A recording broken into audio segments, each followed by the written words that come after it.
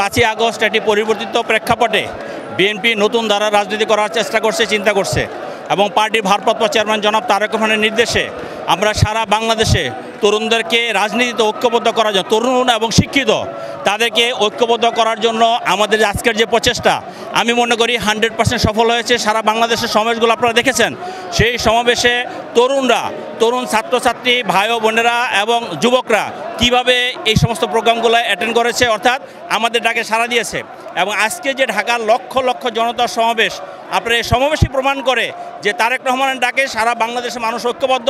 ইনশাল্লাহ আগামী দিনে তারেক রহমান এই দেশ পরিচালনার ক্ষেত্রে যখন যে ধরনের কর্মসূচি দিবেন সেই কর্মসূচি বাস্তবায়ন করবে। বিশেষ করে সারা বাংলাদেশের মানুষ উদ্বুদ্ধ হয়েছে যে আমরা 31 দফা দিয়েছি, 31 দফার মাধ্যমে আমরা দেশ পরিচালনা করব। সেই 31 দফাকে বাস্তবায়ন করার জন্য আমরা যে কর্ম পরিচালনা করেছি, সেই কর্ম পরিচালনার ফসল হলো আজকে এই তরুণরা বিএনপি ডাকে সাড়া দিচ্ছে। আমাদের যে পদচারণা, আমাদের যে মাঠ পর্যায়ে উপস্থিতি, তা দেখে অন্যান্য ফেসিবাদরা ভয় পাবে এবং তারা বাংলাদেশ থেকে পালিয়ে যাবে। এবং কোনো ফেসিবাদের অবস্থান বাংলাদেশের মাটিতে আমরা হতে দিব না। আমাদের পার্টির ভারপ্রাপ্ত চেয়ারম্যান জনাব তারেক রহমান ইনশাআল্লাহ সেটা কোনোভাবেই অ্যালাউ করবে না।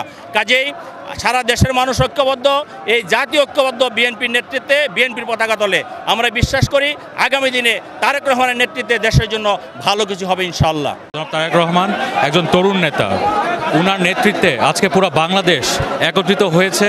উনি 31 দফা দিয়েছে, তার মধ্যে তরুণদেরকে বিশেষভাবে প্রাধান্য দিয়ে ওখানে দফাগুলো রেখেছে, যেমন শিক্ষার উপরে নলেজ বেসড, তারপর স্কিল বেসড এডুকেশন সিস্টেম, তারপর গ্র্যাজুয়েটের জন্য সহায়তা, শিক্ষিত বেকার ভাতা, গ্র্যাজুয়েট করার পর 1 বছর পর এক বছর দেওয়া হবে। তারপর হচ্ছে গিয়ে শিক্ষিত বেকারদের জন্য যে কাজ করবে।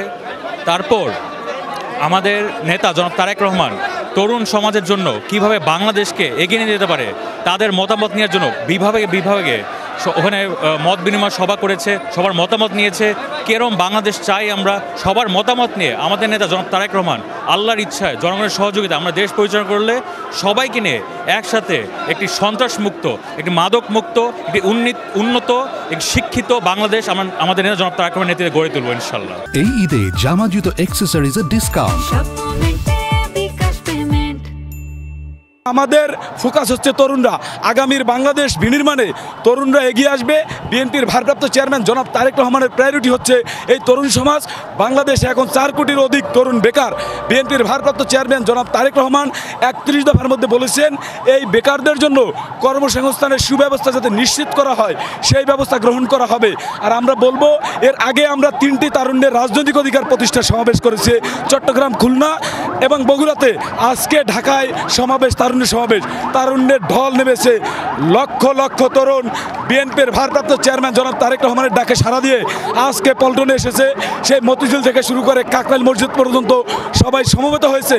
আমরা আরেকটু বিষয় আপনাদেরকে বলতে চাই, একটা পক্ষ গণঅভ্যুত্থানের পরে একটা গোষ্ঠী বলতে চায় যে তারা তরুণদের প্রতিনিধিত্ব করে।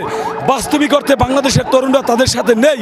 তারা কেবলমাত্র অনলাইনে আছে, তাদের কিছু বট বাহিনী আছে যারা বিএনপির বিরুদ্ধে ষড়যন্ত্র করে, প্রোপাগান্ডা করে।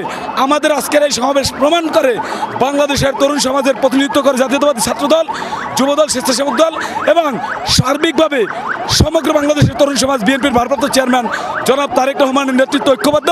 সেজন্য তারা আজকে তারেক রহমানের ডাকে আজকে পল্টনে সমবেত হয়েছে।